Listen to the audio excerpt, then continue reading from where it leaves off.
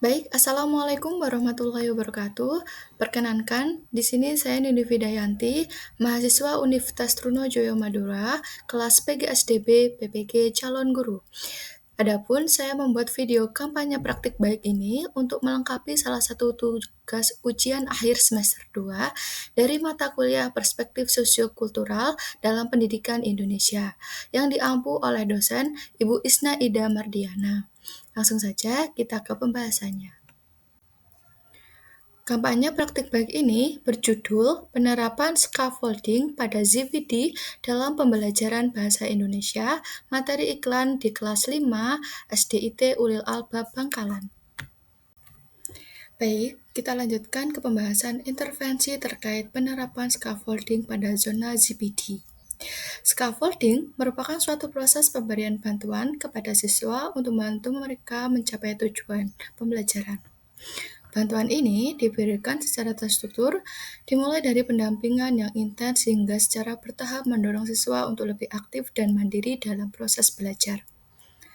Dalam konteks ini, scaffolding juga berfungsi untuk bentuk bimbingan dari guru kepada siswa, khususnya saat mereka berdiskusi dalam kelompok, guna mendorong pertukaran ide dan pemecahan masalah yang berkaitan dengan materi pembelajaran.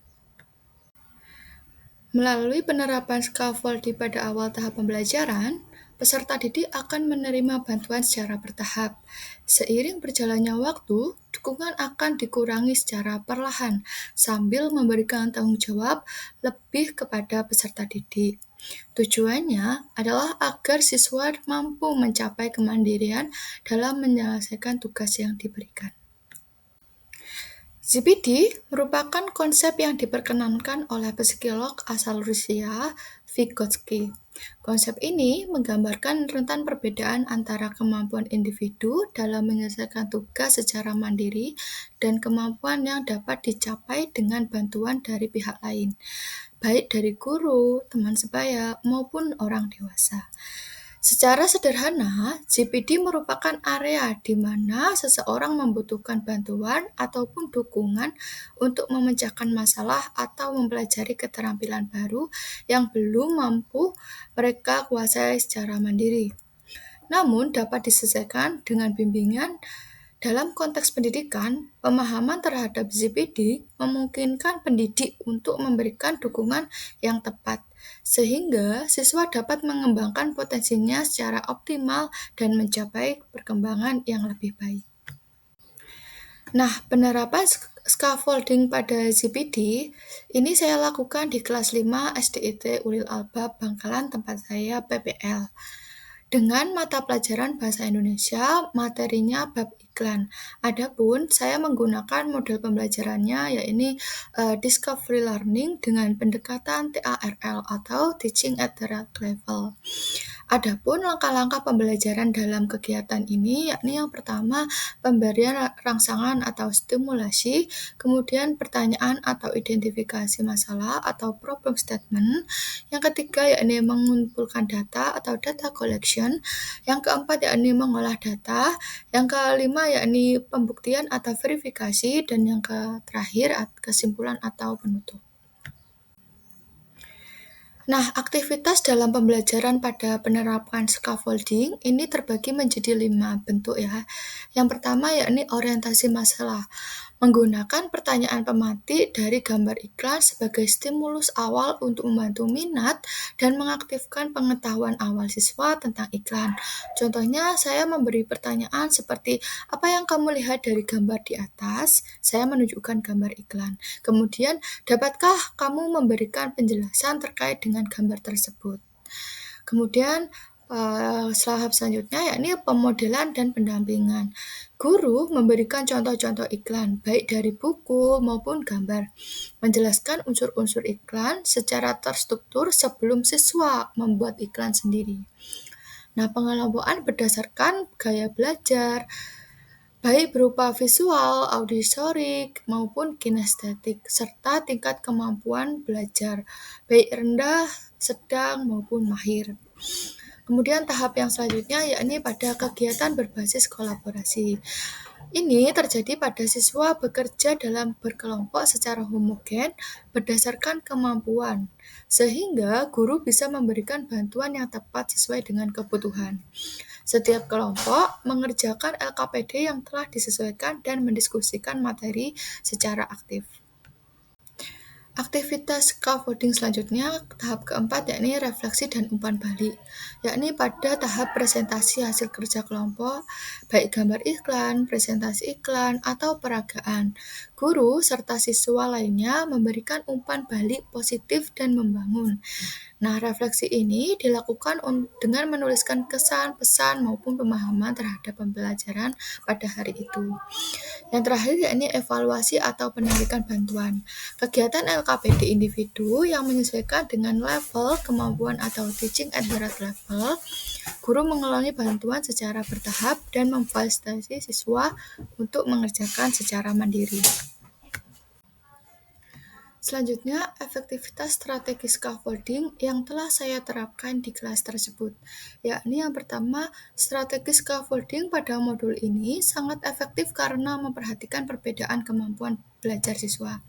Yang kedua, pembelajaran berbasis gaya belajar membuat siswa lebih terlibat dan aktif secara personal.